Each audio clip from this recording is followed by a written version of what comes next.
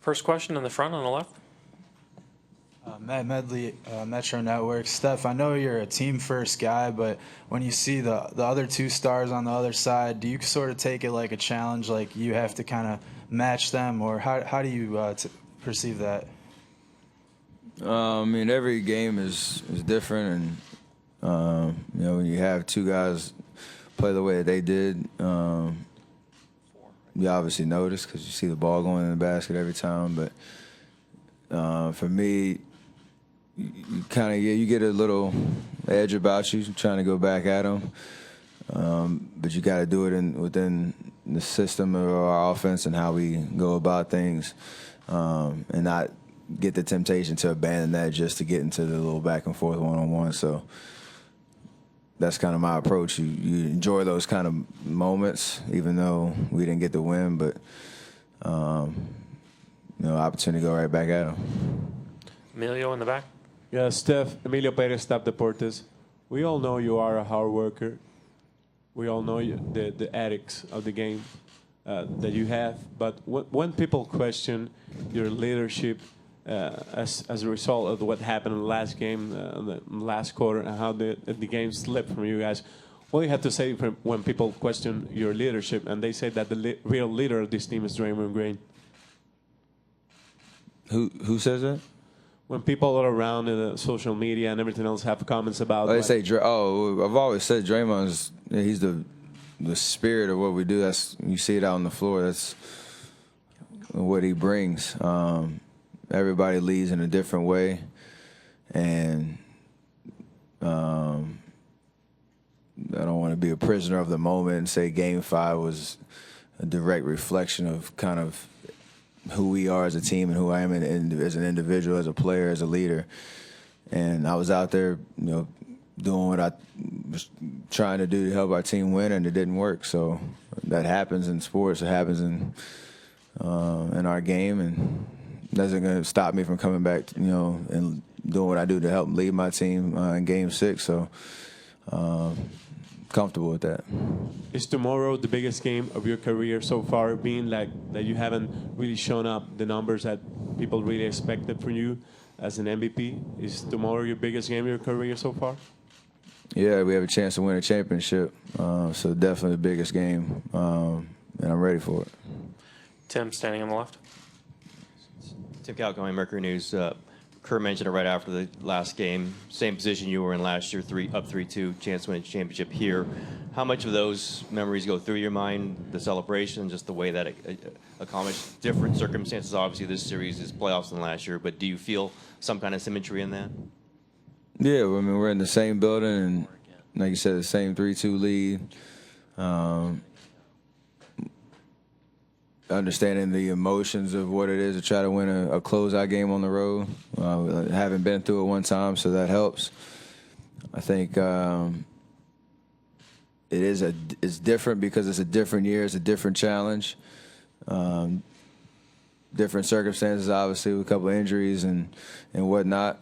But the opportunity is there, and I think we're a very poised group that's ready for it. So it should be fun.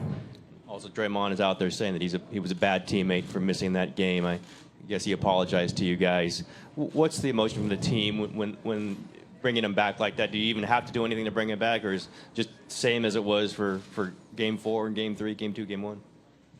It's pretty much the same because we know what kind of player he is and what he brings to our lineup and our way of playing. So it is different with Bogues out now. We're going to have another different rotations as well, especially in the starting lineup. So you got to make those adjustments. But as Draymond specifically coming back, we know exactly what to expect and how we can play around him and through him and with him. So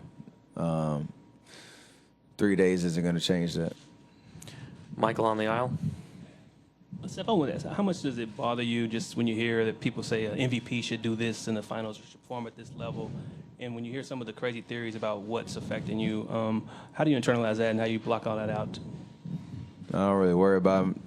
I mean,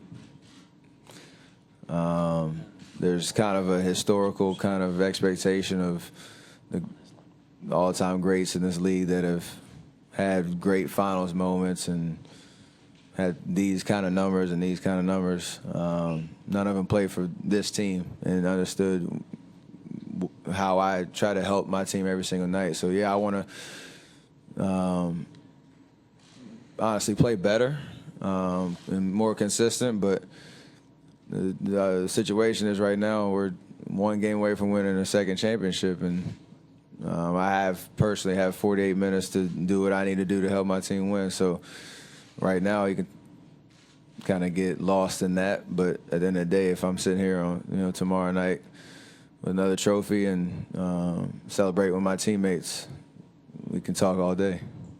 Same corner, Chris. Steph, how do you balance the one-on-one matchup? Obviously, Kyrie's a top point guard, and he's having a good series. How do you balance that with the bigger picture of let's just win this series? It's kind of natural just because, sort of the same answer. It's kind of, I know how I help my team, win and how to execute our game plan and the spots that I'm going to, get my shots and where I can be aggressive and whatnot. It's not so much a back and forth, all right, I'm taking you one-on-one, you taking me one-on-one kind of deal. And so I don't get wrapped up in that at all. But, I want to play my best. And if I don't, then I'm frustrated and I understand I need to, figure that out. And that's really all I'm worried about. So, Kyrie and LeBron had an amazing game in Game 5 and did what they were supposed to do to help their team, stay alive. The story should hopefully be different Game 6. John standing over here. Steph, do you guys, or do you anticipate you guys starting small tomorrow, or at least playing small a majority of the game? The numbers say you guys are at your best with Draymond playing center in this series. Do you guys feel that? Do you feel like that's your best road to winning tomorrow? I haven't talked to Coach much. We just kind of understood the situation in the last 12, 24 hours. So that'll be the decision Coach has to make, how we're going to start. I do know, when we go small and have the ability to kind of kick the pace up a little bit, it usually works to our advantage. But I think it works because of the other lineups that we can throw out there and have that versatility throughout the course of 48 minutes. So we'll see how the rotations go and how we start. But at the end of the day, whoever's out there has to execute better than we did at Game 5 in order to win another championship. Mark on the left. Steph, Draymond was just outside telling us that he was a terrible teammate, that you guys would have won Game 5 if he was in the lineup. What do you want him to know, when he thinks of himself as a terrible teammate and that he cost you a game at this time of the year? We've already talked to him, or I personally have, it wasn't an ideal situation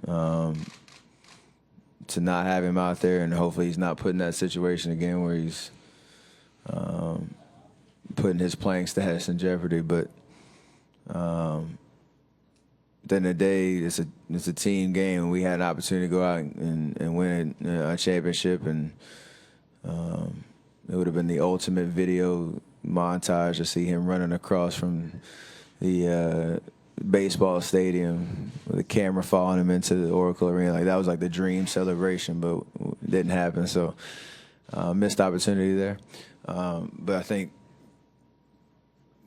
there's a Game 6, and he's going to be available, and we're going to have another opportunity to win a championship. And nobody will remember this down the road if we get this done tomorrow night. So that's really all we need to talk about. Are you concerned that he might have a lot in his